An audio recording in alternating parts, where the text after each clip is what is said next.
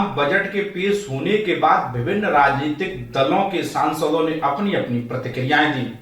Year are at about 18 lakh crores. The estimates for the next year are about 17 lakh crores, which means the government is going to go out to borrow, and that essentially means the private sector is going to be squeezed out.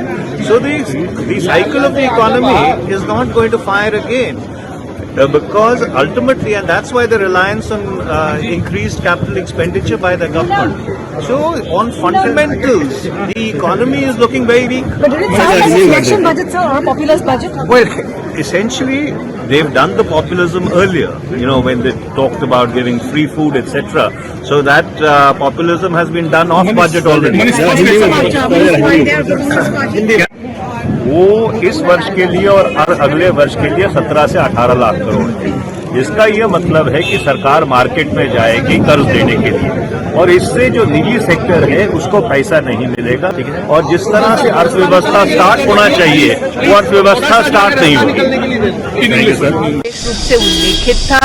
मैं इस बात का भी अभिनंदन करती हूँ कि national digital library for children and adolescents, लेकिन मात्र डिजिटल इंफ्रास्ट्रक्चर नहीं, जिला स्तर पर भी हमारे बच्चे पढ़ें और बढ़ें कैसे, इसका विशेष प्रावधान आज के बजट में है। मैं विशेष अभिनंदन वित्त मंत्री जी का देती हूं कि महिला के सम्मान में उन्होंने सेविंग्स के एक नए प्रकल्प को आज राष्ट्र के सम्मुख उजागर किया। नारी शक्ति एक सशक्त राष्ट्र का निर्माण कैसे कर सकती है, उसका प्रतिबिंब आज के बजट में था। 5 से 7 लाख हो गया है मैम। मैं इतना ही कहूंगी, मिडिल क्लास बोनांजा वाला आज का बजट आप इसको देख रहे हैं, लेकिन इंक्लूसिव ग्रोथ की बात प्रधानमंत्री जी ने बार बार कही है। इंक्लूसिव बजट भी रहा है, इसमें चाहे schedule caste, schedule tribes, OBC, महिला, बुजुर्ग, इन सबके कहीं न कहीं दरकार का ख्याल रखा गया है।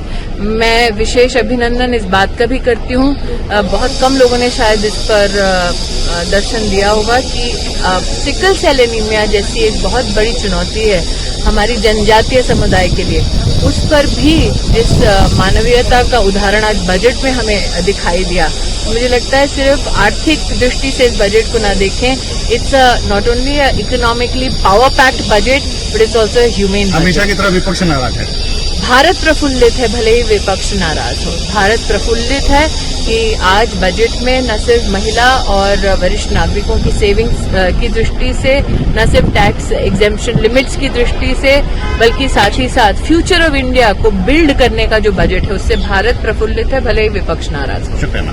ये तो कुछ चीजें सुना भी नहीं, जैसे कि मनरेगा के बारे में हमारे जो बेरोजगार है हमारे गांव में, उनको क्या होगा, उनके नाम भी नहीं लिया, मनरेगा का नाम भी नहीं लिया। आप सोच लीजिए कि हमारे देश में कितने सारे लोग हैं जिनके पास कोई रोजगार नहीं है। बेरोजगारी के बारे में एक शब्द भी नहीं सुना, एक लफ्ज नहीं सुन सका।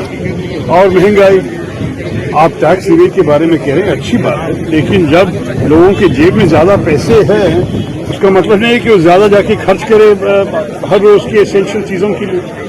तो मेरे ख्याल में सोचने लायक है इनमें चीजें, लेकिन मैं तुरंत नहीं कहना चाहता हूँ कि मैं संतुष्ट हूँ, क्योंकि मुझे प्रश्न बहुत है। अब पूरे डॉक्यूमेंट देख लीजिए, उसके बाद हम बोलें। अच्छी चीजें भी कह रहे थे आप, अच्छी चीजें क्या लगी? देखिए, लेखक के रूप में मैं बताऊंगा कि नेशनल डिजिटल लाइब्रेरी तो बड़ी अच्छी चीज है। और दूसरी बात है कि लंबाई जरा कम की, उसने 1.5 घंटे के अंदर सब खत्म किया, ये भी अच्छा है। ज्यादा शायरी नहीं सुनाए नहीं, लेकिन देखिए दूसरी चीजें टैक्स की अच्छी बात है, और छोटी छोटी चीजों में मेरे ख्याल में सरकार की उद्देश्य प्रॉब्लम सरकार के हर वक्त होते हैं कि अच्छी तरह गोल बनाते हैं, लेकिन बॉल वहां तक पहुंचता नहीं है। तो 1 साल के बाद पूछें कि बजट कैसे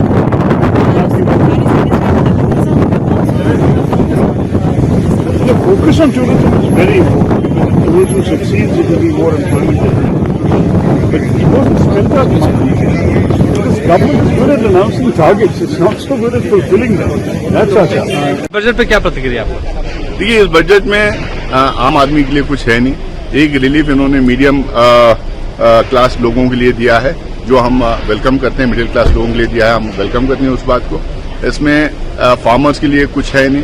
बहुत सारे इश्यूज जो अपोजिशन पार्टीज लगातार जो रेस कर रही थी, जो बेरोजगारी का मुद्दा, गरीबी का मुद्दा, जो जीएसटी जो लगाया गया वो वाला मुद्दा, इन्फ्लेशन का मुद्दा, जो रुपया जो लगातार गिर रहा है ये वाला मुद्दा, तो ये लगातार मुद्दे जो हम लोग उठा रहे थे, इसको एड्रेस करने के लिए कोई सिंसियर या ऑनेस्ट अटेम्प्ट सरकार नहीं की है।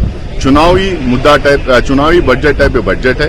कर्नाटक के लिए क्योंकि इलेक्शन वहां पे हैं, 4 साल से इनकी सरकार वहां पे है, जब इन्होंने कर्नाटक में कुछ नहीं किया, लगातार करप्शन वहां पे फैला रखे, लेकिन आज कर्नाटक को ये लोग पैसा इसलिए दे रहे हैं क्योंकि चुनाव 2 महीने बाद चुनाव वहां पे है। हम इनसे ये पूछना चाहते हैं कि 23 करोड़ लोग जो यूपीए के जमाने में पॉवर्टी लाइन के ऊपर जो डाले गए थे, वो वापस जो पॉवर्टी लाइन के नीचे गए, उनको वापस उठाने के लिए क्या इनका रोड मैप है? रुपया को स्ट्रेंथन करने के लिए इनका क्या रोड मैप है? ये 2047 की 2060 की बात करते हैं, लेकिन आज गरीब को, किसान को, आम आदमी को रिलीफ देने के लिए इनके बजट में कुछ नहीं है। फिरोजा